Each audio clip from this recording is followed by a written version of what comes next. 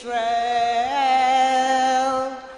that mourns in lonely exile here, until the Son of God appear. Rejoice, rejoice,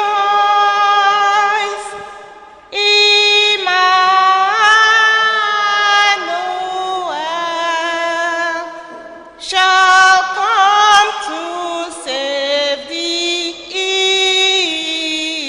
Israel. Oh, come the rod of Jesse free, thine own from Satan's tyranny. From depths of hell thy people save, and give them victory over the grave. Rejoice, rejoice,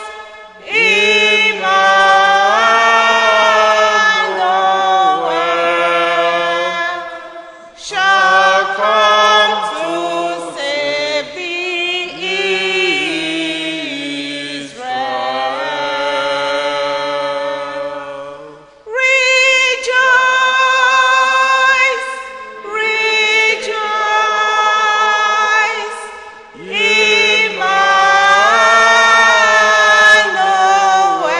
Emmanuel shall come to save thee,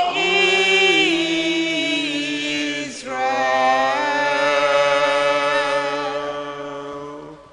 N'afa Nna na Nwa na Mmụọ Nsọ.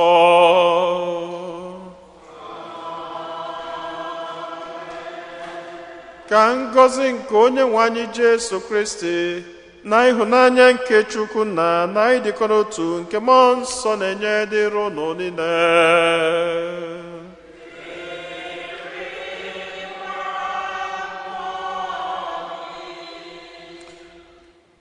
Ụmụnne m na Kristi, anyị niile agbakọtago ọnụ ọzọ n'obi Chineke iji welu kene sọpụrụ Onyenwe anyị maka ihe ọma niile nke ọ na-eme na ndụ anyị, maka odudu odula anyị bido na mbido afọ wedulute anyị na oge anyị na-akwado maka amụmụ nke onye nzọpụta anyị dị nwere anyị Jesu Kristi.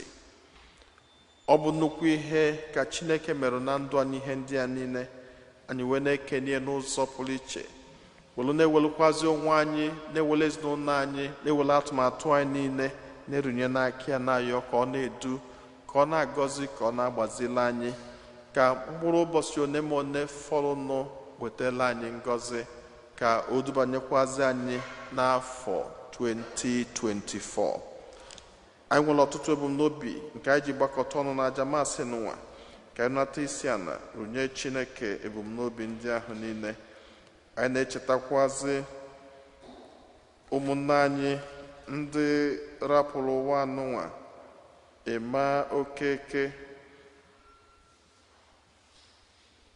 na-erunyekwazi masị n'ụwa maka ezumike mkpụrụ obi nwanyị Roba Egwem, ezinụlọ Chibụzọ Nweke na yọkwazi masị n'ụwa maka nchekwaba nke Chineke.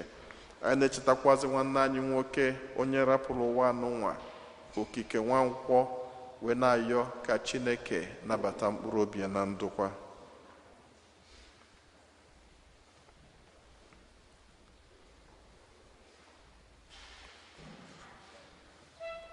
Ụmụnna, ka anyị kwado onwe anyị nke ọma maka nnukwu emume nke Yukaristia n'ụwa site n'ikwupụta njọ anyị.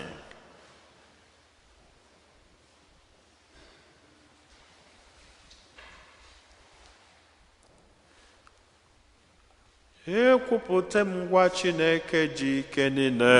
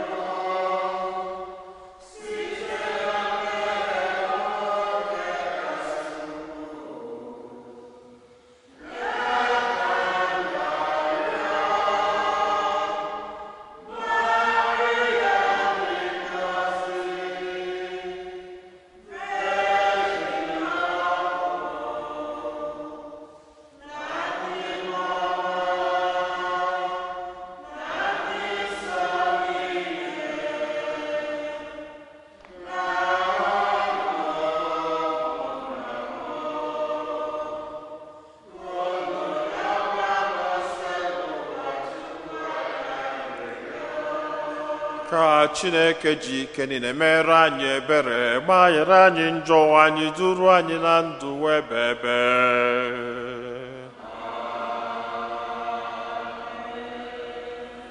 Ka anyị yọọ ayịyọ. Chineke, biko wetere amara gị hụjue n'obi anyị, isitere n'aka mmụọ ozi zitere anyị ozi ọbịbịa nke nwa gị, mee ka anyị site n'ahụ n'ọnwụ ya were bata n'ebube nke mbilite n'ọnwụ ya. Anyị yọrọ nke a site na dị nwe n'anyị Jesu Kristi nwa gị, onye gị na ya dị ndụ na-achị n'ịdịkọ n'otu nke mmụọ nsọ, otu Chukwu site n'ụwa ta ụwa niile.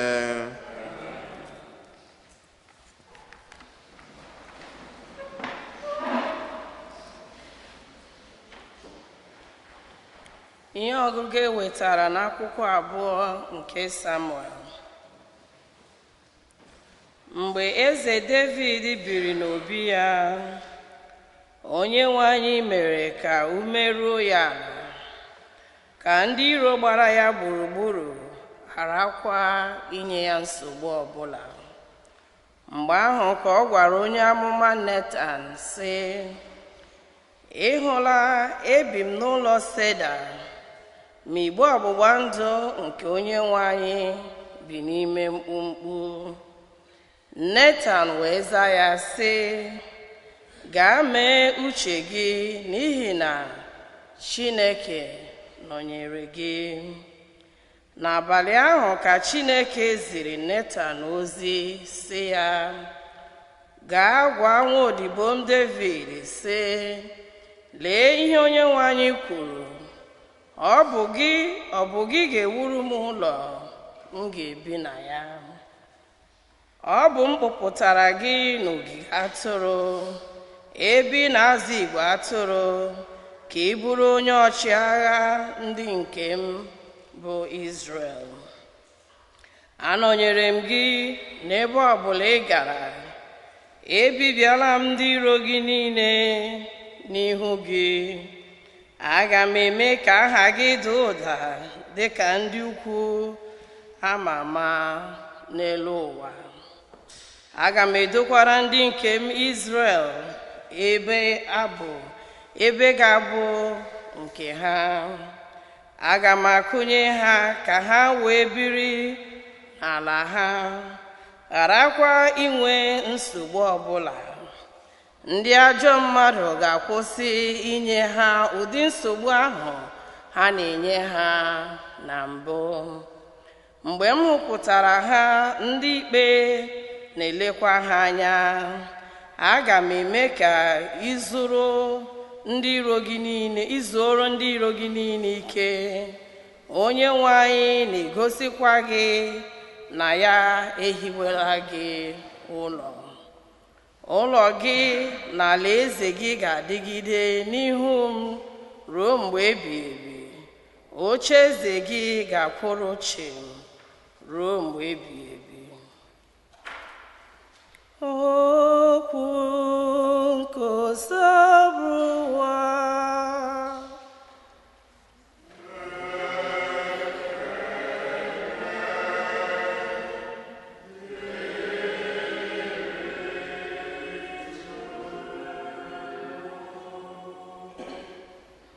Onyenwe anyị, aga m ekwu ukwe nke ịhụnanya gị ruo mgbe ebighị ebi.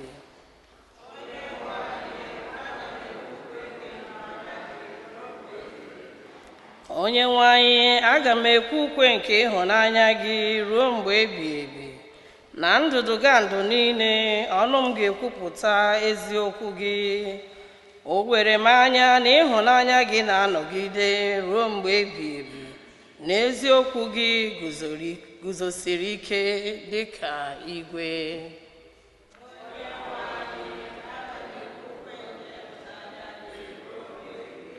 Mụ na onye m hụtara ahụta agbaala ndụ. Aṅụrụ m nwaodibo m David iyi sị, aga m eme ka agbụrụ gị guzosi ike. Aga m eguzowe oche eze gị ruo mgbe ebighị ebi.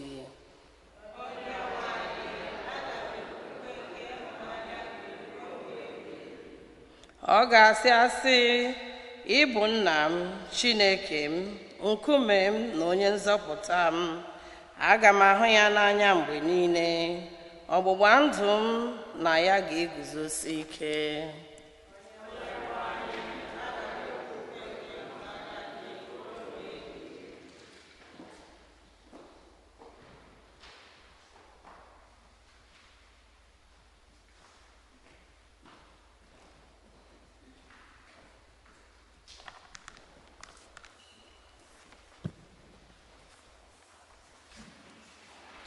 Ihe ọgụgụ e wetara n'akwụkwọ ozi Pọl dị asọ degara ndị Rom. Ka anyị nye Chineke otito n'ihi na ọ pụrụ ime ka unu guzosie ike n'okwukwe dịka ozi ọma Jesu Kristi nke m na-ekwusa si dị, na dịka omimi ahụ ekpugherela anyị si dị, bụ nke ezoro ezo site n'ogologo mgbe ochie gara aga. Ma ugbu a Chineke ekpugherela ya. O sitekwara n'ihe ndị amụma dere n'akwụkwọ mee ka mba niile mara ya. Chineke ahụ dị ebighị ebi kpughere nke a dịka iwu ya si dị, ka ụmụ mmadụ were mụta irubere Chineke isi site n'okwukwe ha nwere na Kristi. Ya mere, ka otito niile dịrị Chineke, onye naanị ya mazuru ihe niile, site na Jesu Kristi ruo mgbe niile ebighị ebi ebighị ebi. Amen. Okwu nke oseburu ụwa.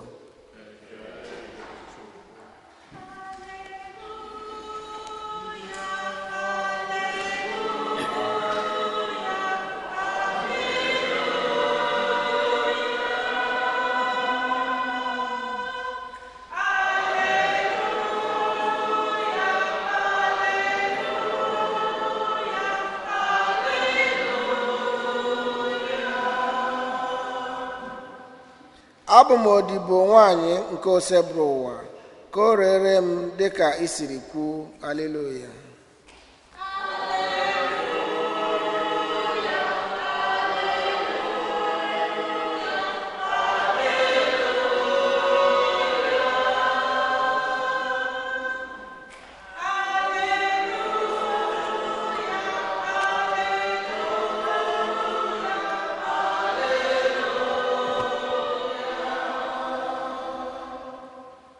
Onye nwe anyị nọ n'elu ụlọ.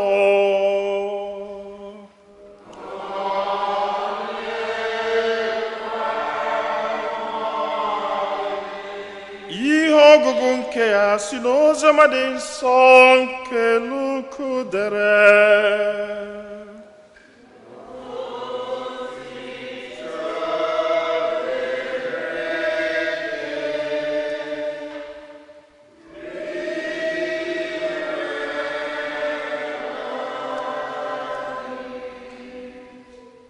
N'ọnwa nke isii, Chineke zigara mmụọ ozi Gabriel ka o jee n'obodo ukwu dị n'ala Galili a na-akpọ Nazaret. Ọ bụ ka o jekwuru nwa agbọghọ na-amaghị nwoke, onye ikwu na ibe kwekọrịtara na otu nwoke a na-akpọ Josef, nke si n'agbụrụ David pụta, ga-alụ. Aha nwa agbọghọ ahụ bụ Maria.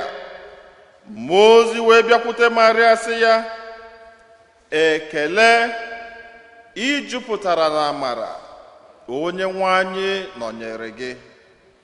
Ma ụdị ekele agbara ya agharị, nke na o bidoro na-ajụ onwe ya ihe ụdị ekele a pụtara. Mmụọ ozi ahụ were sị ya, Maria, atụla egwu, n'ihi na ị natara amara n'aka Chineke. Lee, ị ga-adị ime bịakwa mụta nwa nwoke. Aha ị ga-akpọ ya bụ Jesu. Ọ ga-abụ onye ukwu. A ga-akpọkwa ya nwa nke onye kacha elu. Onye nwe anyị Chineke ga-eme ka ọ bụrụ eze dị ka nna ya ochie David. Ọ ga-abụrụ agbụrụ Jekọb eze ruo mgbe ebighị ebi. Ọchịchị ya agaghị enwe ọgwụgwụ. Maria wee jụọ mmụọ ozi ahụ sị, olee otu nke a ga-esi eme ebe m bụ nwa agbọghọ na-amaghị nwoke? Mmụọ ozi ahụ zara ya sị, mmụọ nsọ ga-abịakwasị gị, ike onye kacha elu ga-ekpuchi gị. N'ihi nke a ga-akpọ nwa ahụ ị ga-amụ onye nsọ, nwa Chineke. Lee, nwanne gị bụ Elizabeth dị ime nwa nwoke na-agadi ya. Onye ahụ ndị mmadụ na-akpọ nwanyị aga dị ime ọnwa 6, n'ihi na ọ dịghị ihe karịrị Chineke omume. Maria wee sị ya, lee, abụ m odibo nwanyị gị, ya rere m ka i siri kwue. Mmụọ ozi ahụ wee pụọ n'ebe ọ nọ. Oziọma kọsebụwa.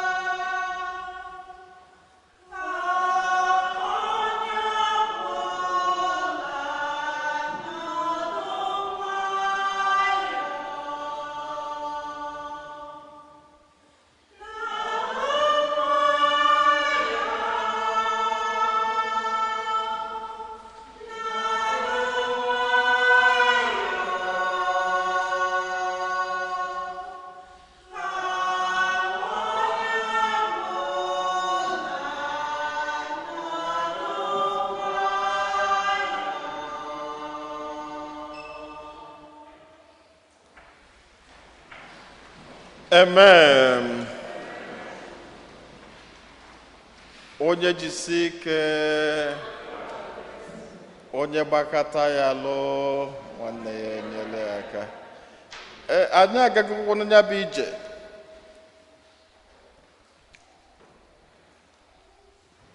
Advent. Eyigidego m akwa. Ọ dị nke ọgwụgwọ. So by tomorrow, the game will change. I can use a different candle. So after Tata or after Mass, no one.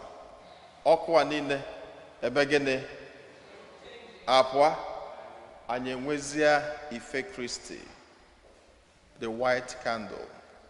Ife Christi, the light of the world. So it's been a very long journey. And I na-ekene Chineke onye nyela anyị nnukwu ohere to be part of this wonderful celebration of the birth of Christ.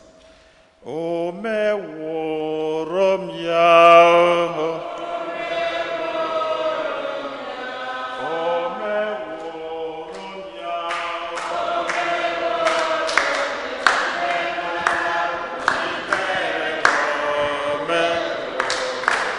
ihe mmadụ apụghị imere m. O meworo m ya, o meworo gị ihe nne gị apụghị imere gị, ihe nna gị apụghị imere gị. O meworo m ya, o meworo m ya, o meworo ihe nna gị apụghị imere m. O meworo ihe nne m apụghị imere m, ihe nwa m apụghị imere m, ihe di gị apụghị mere gị, ihe ikwu gị apụghị mere gị, ihe ibe gị apụghị mere gị. O meworo m ya, o meworo m ya, ihe mmadụ apụghị mere m, o meworo, ihe mmadụ apụghị mere m, o meworo m ya. Amen. Ama m na echi anyị ga-akụ egwu chọkwa. Okay. Maka anyị ga-agba Christmas ọfụma. Anyị ama anọ ka ndị mmadụ nwụnahụ. Anyị ama anọ ka ndị mmadụ nwụnahụ. Ya bụ tata bụ 24th, the last Sunday of Advent. Onye gelu ntị n'ọmalịcha ihe ọgụgụ agụgasịla anyị ga-ama na etu si bido na chọọchị mbụ, enwere n'ime anyị enwero bank akaụntụ?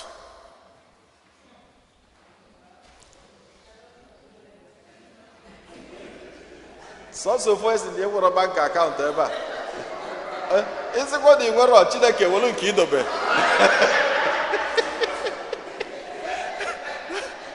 Maka anyị ka nọkwa na bie. Okay, so now onye ọbụla nwere bank akaụntụ. Gịnị ka anyị jeje na bank? Enwe ihe need, especially financial situation, ije na akaụntụ gị mee gịnị? Wee gboo mkpa gị. Onye nwere ego na akaụntụ ọ na-ede cheki? O de cheki eme gịnị? A return kwala ya maka onye nwe cheki ahụ. So etu aka ọ dị na ihe Chineke enwelu okwu ịtọ nchọrọ ka anyị tinye. Ana achọrọ m anyị niile nwere bank account, mana achọrọ m ka anyị nwee faith account. Unu ghọtara okwu a? Achọrọ m ka anyị nwee faith account. Faith account. Mgbe Moses bịakwutelu Mary, ofu okwu ọ gwara ya bụ, nothing is impossible with God. Now, this is a woman who was confused. Mana ofu okwu ekwuru na ntị ya bụ na enweghị ihe nyiri Chineke omume. Ana iji wekọwala na enweghị ihe nyiri Chineke omume. Kedu ihe Moses mere? Ọsịa na nwanne gị nwaanyị Elizabeth, onye ndị mmadụ si na ọ ma amụzi nwa, na gịnị na-eme? Na ọ dịgoro ime. Ana ọ bụrụ sọsọ na ọ dị ime, na ọ dị ime ọnwa 6. O wee sịzịa ya na enweghị ihe nyere Chineke n'omume. Iwere okwu a, this particular word, jee tinye na your faith account. Enwere mgbe ị ga-abịa inwe the challenge of your life. Ọ kwefere etu iru anyị niile dị iche iche. Onye ọbụla bụ bageji nke ya. Ana o bulu ọnụ anya. Enwere ike ịfụ mmadụ ebe ọ na-amụrụ ya mụ iche na amụ ahụ bara ya obi. Enwere ike amụ ahụ ọ na-amụ, ma ọ bụgodo onye ala na-amụ amụ ọkwe. Ife ọ na-achị na-aga iche na ọka obi ede. Ọ makwa ihe na-atụ ya ọchị. Anetu aka ọ dị mmadụ niile. And so when you find yourself in a very tight corner, etu mmadụ si eje wele ego ije na faith account gị ahụ, inekwasị anyị sị, but nothing is impossible for God. Wele okwu a tinye na ya. Then ihe nke abụọ nchọrọ ka anyị tinyekwa na faith account ahụ bụ na ihe ọ bụ na Chineke kwelu nkwa ya n'ụwa, na Chineke na-emezu ya. Mmadụ na work with time and space, but Chineke works beyond time and space. Nkwa ọ bụ na Chineke kwelu n'ụwa n'ụwa, ọ na-emezu ya. Now, kedu ebe anyị ga-eprove ya? ije n'ihe ọgụgụ nke mbụ efu na Chineke kwelu David nkwa. Now, David was not a perfect man. God is never looking for perfection.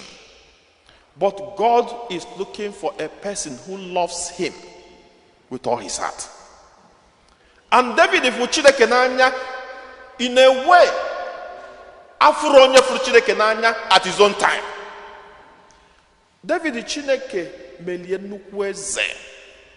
Chineke sị ya, you will never see war in your whole reign.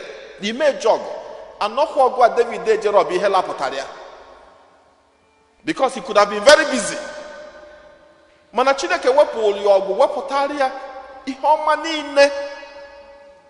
Mana enwere ihe David na-eme Chineke na-agọzie David ewelu efe ezi ya megene dobe n'ala. Oje n'iru Chineke ife etu anyị na-agụ egwu omeworo nya, David lụọ na-eme gịnị? Ọ na-awụ n'elu. Anọ nwere ịbọ ọ na-akpọ Chineke, ọ nọ n'iru Chineke, ọ na-akpọ Chineke. Now this was a king. The whole region now worship because he was very powerful. Mana ọ nọ n'iru Chineke o megide ome onwe ụmụaka. Ọ ihe ndị anyị niile ka ọ na-eme. Chineke nekata ọsịa David nwa m, what shall I do for you?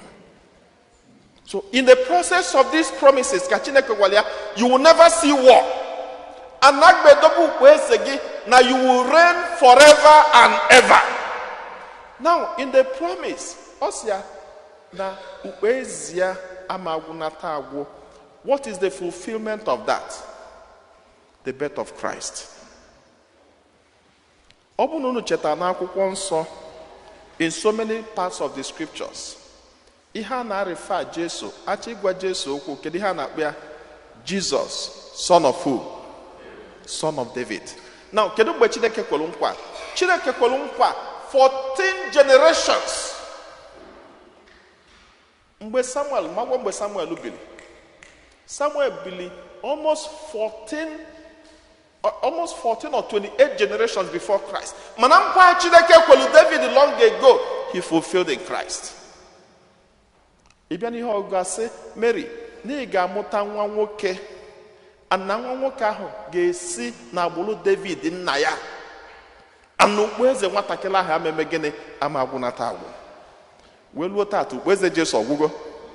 Ọkwa ka na-achị eze ụbọchị anyị mee Christ the King. Dị nwe na anyị bụ eze, nwe na anyị bụ eze, eze nke ndị ebighị ebi, biko bịanụ, bịanụ, sekpụrụnụ ya, sekpụrụnụ, dị nwe na anyị bụ eze.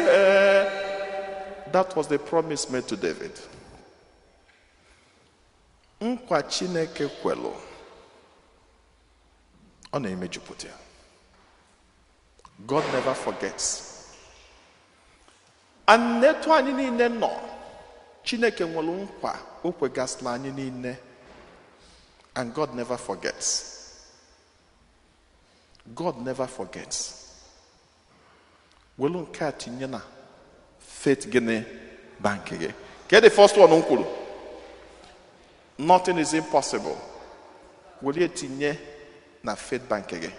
Then number 2, if God makes a promise, that promise must come to fruition. Tinye na faith bank again. Then the third one, Boku Maria kwuru. Mgbe a gwasịrị na Elizabeth atụrụ gị ime na ọ ga-amụta nwa nwoke. Kedu ihe Maria kwuru? Maria sị, okay, ebe ikwuchagolo etu a, ka o lezielu m bụ odibo nwaanyị gị etu isi kwu, let thy will be done in my life. Welie tinye na bank gị. So that in every situation, si Chineke ihe ahụ o chelu na ndụ gị ya mejupụta ya. Because ihe ahụ o chelu na ndụ gị remains the best you can ever look for. Ihe ọbụla Chineke zubelu n'isi gị remains the best. Now, yesterday I had one of my church members money and ekwu. Because in life sometimes the devil brings distraction. And not bag is stored in a way that you may, even if you don't doubt about who you are, and even the blessings of God upon you. This lady is very prayerful. Then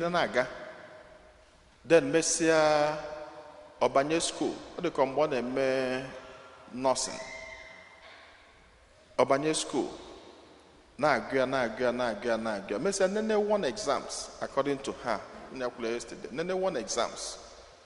Exams are or dire in a way that she felt so bad. Imon wodia fufu ogabi che na etagori nne n'ebe ka ị ga-esi kutezi ume ebe ahụ ị ga-ekute ume gịnị me ilukwana so luana ahụ ka o si na school ahụ na-apụ ọsị onwe I will never get back to this school again. N'ada agụzi mana coincidentally ọsị onye abụ onye Trinidad ọsị na mana enwe Nigerian lady ha ncha nọkwa n'ofu school ahụ na-agụ akwụkwọ ahụ so mgbe ọ na-ekwuzi ha ahụ na ya bịa rọzie ebe ọzọ na ya da agụzi the same Nigerian lady asị ya ficha ọnụ ya ekwuzini ha na ọkwa ịfụla akwụkwọ a na ọ ga-agụ agụkpọ ya nya na ụsị mba kedu ihe bụ na ya ga-agụkpọ na ya da agụzi so while they were making the same argument now the Nigerian lady ahụ na-agụ okwu a ma gịnị dakwala ofu akwụkwọ ahụ but nyanwa na onwe ya dala akwụkwọ bụ onye be anyị kwetalụ na ya ma nnọọ ọnwụnwa ekwensu mana a ga-emelele gịnị jump and pass ọsọ dị nke a na ọkwa ịfụla akwụkwọ a na anyị ga-eje nenekwu ya anaghị eme gịnị na anyị ga-agụchi ya sọsọ na ha gagide pụta ebe ha na-abụ ga-edepart onye nke Naijiria sị ngwa ya weta aka ya ojidie ọsị ngwa ka ha kpee ekpele also not that prayer ka ekpecha even the ela batara dị ya n'uche mana onye Naijiria ha ejidere ya aka sị ngwa let's pray ọsọ na-ekpegidezi ekpele ahụ kpechaa ekpele ahụ ya mara ụdị spirit banyelie n'ime and they left ọsị m after that ya gwa onwe okenye a na-anachiata ọsị m na mgbe a na-ekwe ha bụ na ya ka na-emegodi registered nurse ka ọsị n'ogene mana kịta na ya emechagoli ma BSN ya ka ga-eji register fazi gụrụ gaba. Now this was a person who almost stopped because of failure. Ihe ọbụla Chineke destined in our lives must come. But the devil is there. And the devil is trying to puncture it, no matter the way you look at it. Manebaka Bible says, stand up to the devil, getting strong in faith. Let thy will be done. Then the fourth point. Onye ọbụla nọ n'ụwa can be used by God. Onye ọbụla. God uses every human being. And no mmadụ ka Chineke ji eme ihe ọ na-eme. Look at David. God used David to create an ancestral line for his son. God used Mary to bring forth everlasting blessing for the whole humanity. Were they most perfect persons? No. But they loved God. One thing they had in common, they loved God. And they have in their bank account faith. They have faith bank account. In every situation, in every challenge, every moment, ask yourself, go back to your faith account.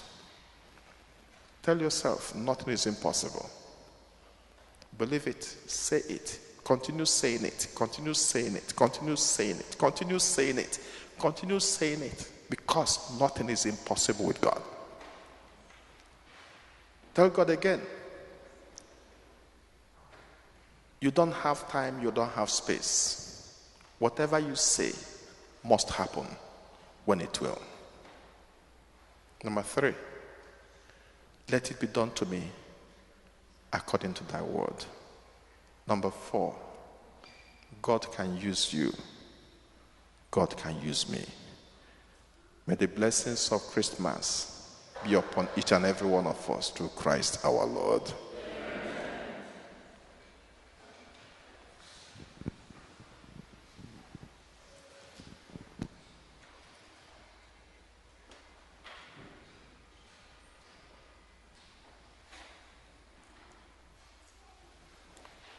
Ekwem n'otu Chineke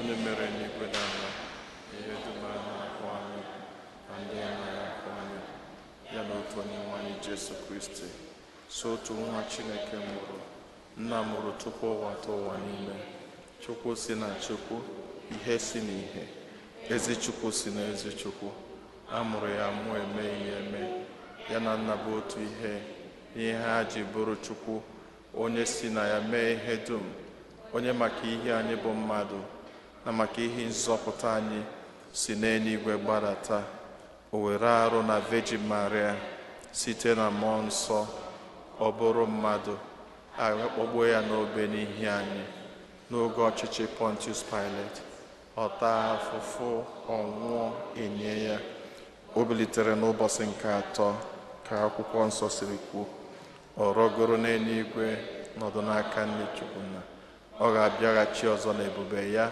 ikpe ndị dị ndụ na ndị nwụrụ anwụ ikpe, onye ọchịchị ya na-enweghị njedebe. Ekwe na mmụọ nsọ, onye nwe anyị na-enye ndụ, onye si na ndụ na-anapụta, onye a na-esekpụrụ na-etukọdo ya na nna na nna na-akwu okwu. Ekwe m n'otu nzukọ nsọ Katọlik na Apọstọlik, ekwupụta m otu baptizim nke mgbaghara njọ. Ana m atụ anya mbilite n'ọnwụ ndị nwụrụ anwụ na ndụ ụwa ga-abịa nọ. Amen. Ekpere nke ndị kwelụnụ mmadụ ịtọ ga-edu anyị n'ekpere. Chineke onye fụrụ anyị n'anya, anyị ewelugo ọtụtụ ebumnobi anyị, mkpa anyị niile na-achọ igosipụta gị n'ụzọ pụrụ iche. Anyị na-ayọ ka iche ntị n'ụlọ ahịhịa anyị.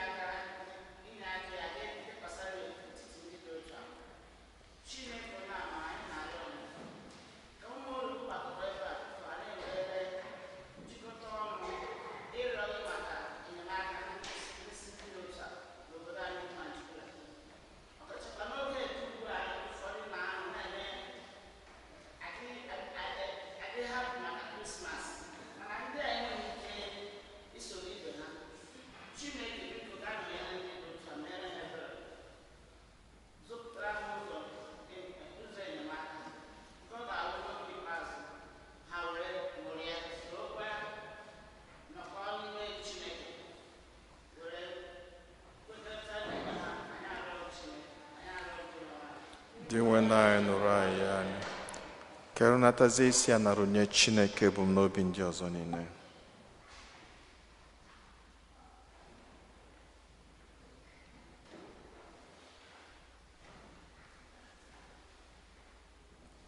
There is something that makes me come into your presence, my helper. There is something that makes me come into your presence, my helper, my helper. My helper,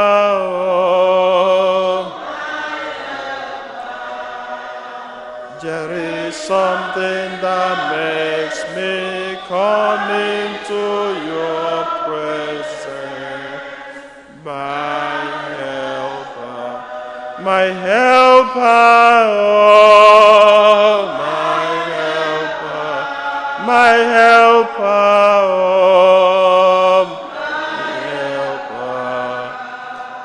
There is something that makes me come into your presence, my helper.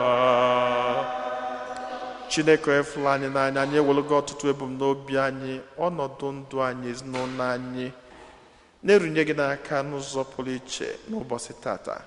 Anyị na-ayọ ka ị nọnyere anyị, ka ọbịbịa nke dị nwe anyị Jesu Kristi ga-abịa n'ụwa n'ụwa, ka ọ bịa banye n'ezinụlọ anyị dị iche iche, tọrapụ anyị n'ọtụtụ mkpa na nyanya nke ji anyị, ka o mekwazi ka ụmụnne anyị ndị rapụrụ ụwa n'ụwa zuru ike na ndokwa site na Kristi onye nwe anyị.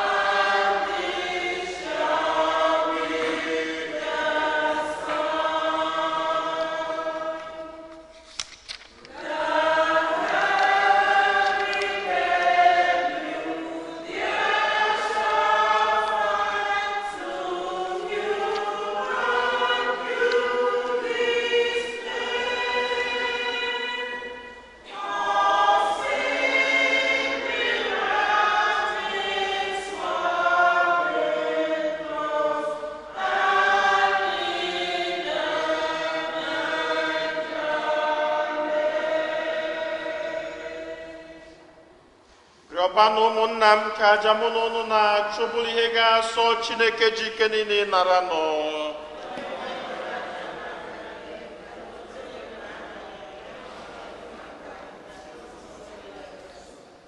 Dị nwenụ, anyị ji aṅụrị na-ebute onyinye n'ebe nchụaja gị, dịka isi were mmụọ gị doo Maria asọ mgbe ọ dị ime nke so otu nwa gị. biko were otu mma ahụ doo onyinye ndị a nsọ site na Kristi onye nwe anyị. Onye nwe anyị na onye lụdụ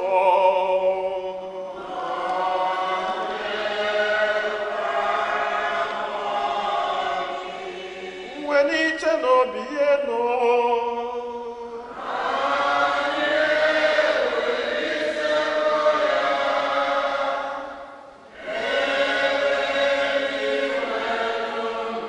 ka anyị nye n'ụdị nwere Chukwu anyị ekene.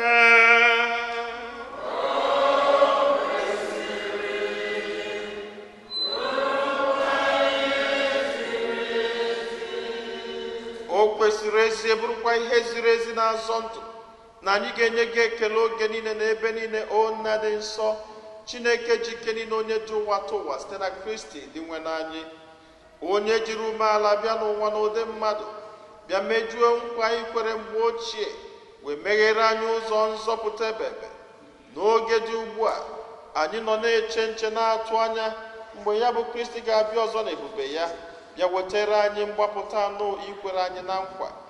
N'ihi nke ya, anyị na-eso igwe ndị mama niile nke eluigwe na-eto ebube gị oge niile n'ukwe na ekwe. O sekpụrụkwa Chineke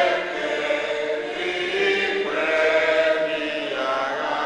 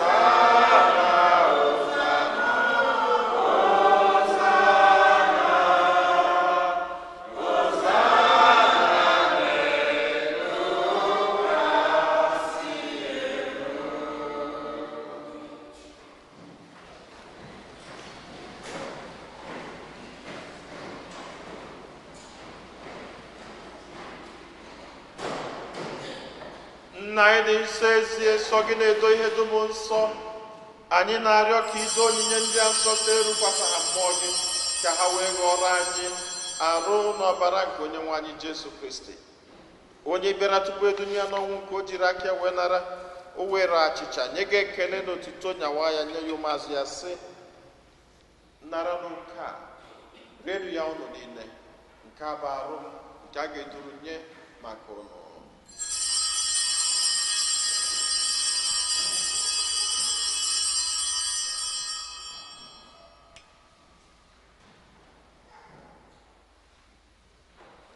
Otu akwa ka o siri mee mgbe ha richara nri anyasị, o buru iko mmanya, nyekwa gị ekele na otuto, bunye ya ụmụazụ ya, sị, naranụ nke a, ṅụọnụ ya ụnụ niile, nke a bụ iko nke ọbara m, nke ọgbụgba ndụ ọhụrụ dị ebebe. A ga-agba ya n'ihi nna n'ihi mmadụ niile, ka e were gbaghara njọ. Na-emenụ nke a na ncheta nke m.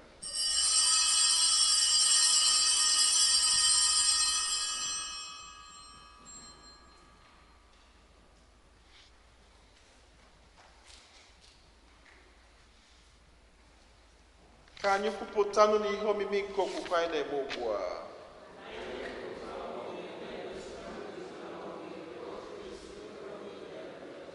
Nna, na ncheta nke ọnwụ na mbilite n'ọnwụ nke nwa gị, anyị ebunye gị achịcha nke ndụ na iko nke nzọpụta.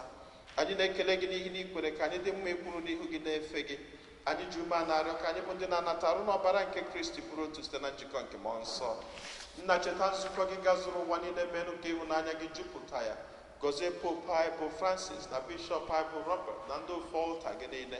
Chetakwa ụmụnna anyị ndị ji okwe wega n'ezumike nke ọnwụ, kpọbata ha na ndị ọzọ niile nwụrụ anwụ n'ihe nke ebube gị. Biko meela anyị niile ebere, ka anyị soro Virgin Maria dị ngọzi nne nke Chukwu, na ndị apọstụl na ndị nsọ gị na ndị mere uche wee keta ndụ ebebe, ka anyị sorokwanụ ha na-eto gị na-edo gị ebube site na Jesu Kristi nwa gị.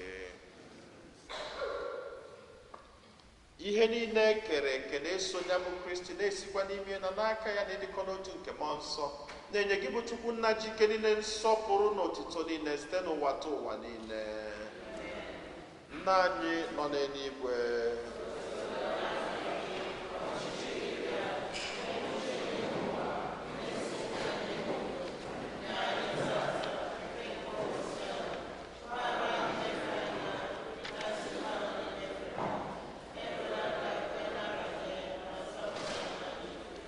zọpụta anyị na-arịọ gị osebụrụwa n'ajọ ihe niile, were ebere nye udo n'oge nke anyị site n'inye aka ebere gị ka zọpụta anyị niile na njọ oge niile. Anyị were gbanahụ nsogbu niile, were nchekwube dị nsọ na-atụ anya maka mbịaghachi nke onye nzọpụta anyị Jesu Kristi. Onye nwe anyị Jesu Kristi, onye gwara ndị apọstụl gị, udo ka m na-arapụrụ unu, udo nke m ka m na-enye unu, elekwa n'anya na njọ anyị, kama lekwasị anya n'okwukwe nke nzukọ gị. Nye ya udo na-edikọ n'otu mgbe niile ka uche gị siri chọọ, gị bụ onye dị ndụ na-achị ebe. Udo nke osebụrụ ụwa dịrị unu mgbe niile.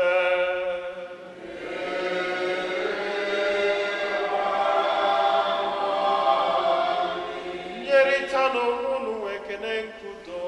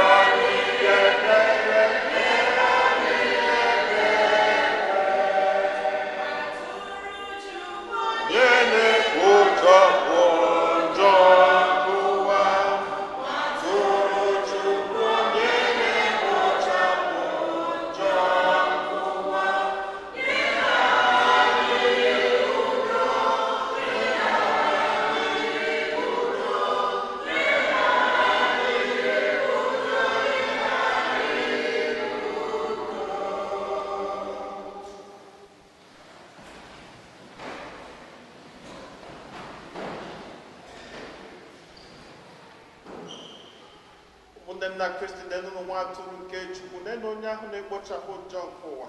Anyị na-enwekwa n'isi ọma bụ ndị agbọrọ ori nke nwa atụrụ Chineke.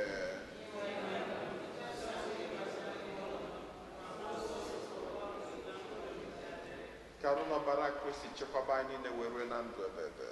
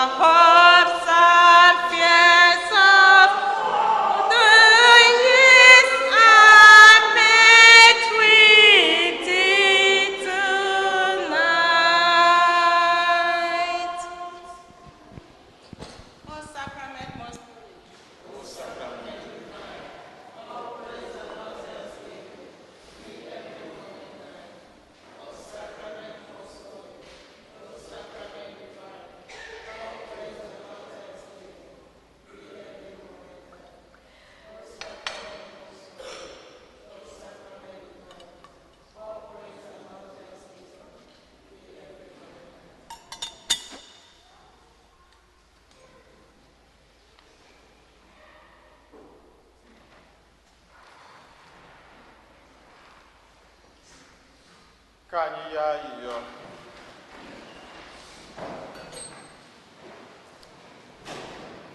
Chineke pụrụ ime ihe niile inyela anyị oriri nsọ nke a iji gbaa anyị ibe nkwa nke ndụ ebighị ebi kwere anyị. Anyị na-arịọ gị otu anyị na-erute nso na nnukwu oriri nke nzọpụta, mee ka anyị were nsọpụrụ na-eme emume ihe omimi nke ọmụmụ nwa gị bụ Kristi, onye gị na ya dị ndụ na-achị ebighị ebi ebighị ebi.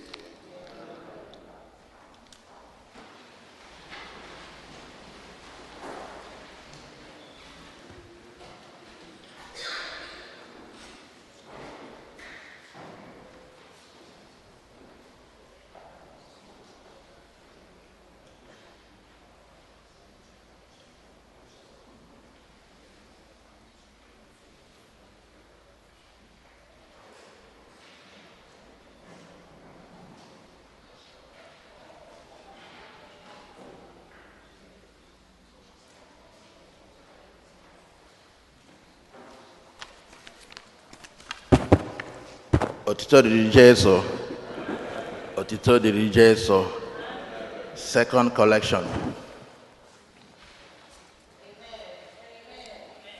Bịa lee ihe ọma Chineke na mere m, Eze Jizọs, ekele dịrị gị.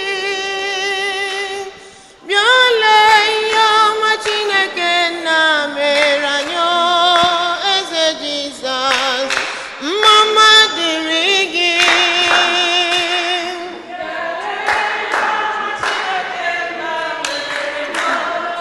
Eze Jizọs, mma dịrị gị. Bịa lee ihe ọma Chineke na mere m, Eze Jizọs, mma dịrị gị. Bịa lee ihe ọma Chineke na mere anyị, Eze Jizọs, mma dịrị gị. Bịa lee ihe ọma Chineke na mere anyị, Eze Jizọs, ije ọma dịrị gị. Ihe ọma Chineke na mere m, Eze Jizọs, mma dịrị gị. Bịa lee ihe ọma Chineke na mere m, Eze Jizọs, ije ọma dịrị gị. Otito dịrị Jesu. Eze ndị Igbo in New York na-eme all our children invite for children's party on the December 30th n'Obi Igbo, 6 p.m. Tomorrow bụ Christmas Day.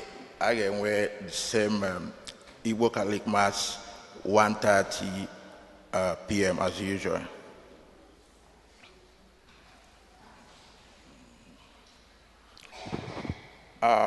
I want any birthday celebrant this week. Anybody celebrating birthday today?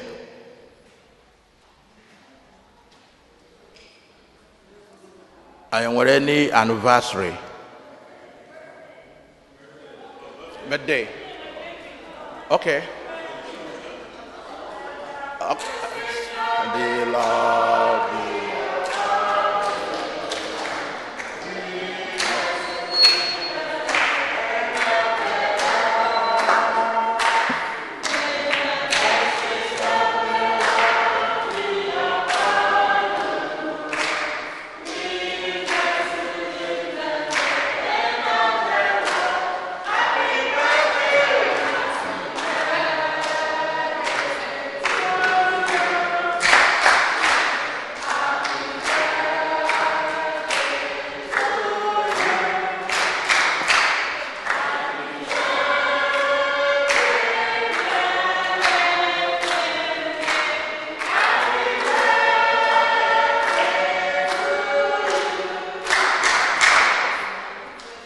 Are you with any anniversary?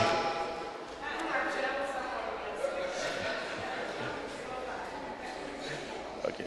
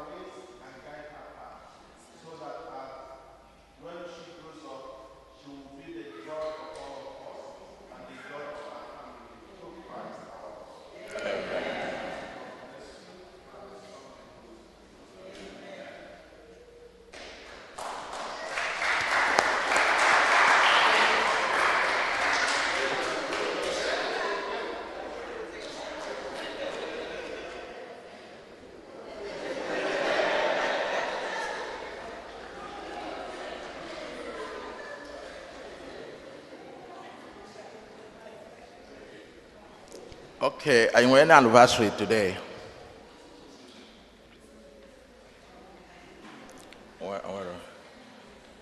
Is there anyone worshiping with us for the first time today? Any newcomer? And we're not worshiping with us for the first time today. Okay. What you told the DJ so? Okay, yeah, sorry, we were doing quick because now I get the correct in church now for evening mass, so we can't hold them. How we make the correct here, you know. All right, and again, just a reminder, Chetakwano na wanda ni mwoke raporo one last weekend. Ndege wike hapo na call, ndege jeje haje no nyelo munye nesi no nya. This is the time to give them the best of support. Odiko mwende na bio kakita na chi basa mana ham no. Onye nwanyi no nyelo no.